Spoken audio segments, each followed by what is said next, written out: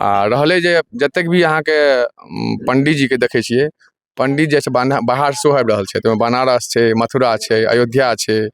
आ मेन गप छै जे हमर सबके जे यज्ञ आचार्य छथि, वो हमर पंचायतेके छथि, मनोज मिश्र छथि। हुनके अन्दरमे सबटा पंडितजी सबके व्यवस्था भऽ रहल छै, एथिन।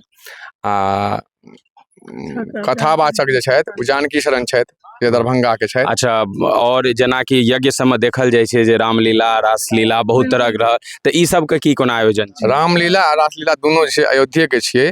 जे दिनमे रामलीला हैत 2 बजे से 12 से 2। अच्छा। आ साँझमे जे छै फेर जे छै रासलीला वही कंपनीके द्वारा 9 बजे से 2 बजे राति तक हैत। अच्छा। कथा वाचन जे छै शामके 6 बजे से 9 बजे हेतै। ओना विशेष तरीकासँ अहाँ देखबै स्टार्टिंग से तऽ सुबह 7 बजे से 12 बजे तक पूजा आ हवन हैत। और 12 से 2 के बीचमे रामलीला सेहो हेतै, और भंडारा महाभंडारा सेहो स्टार्ट रहतै। अच्छा अच्छा। 12 से 2 में।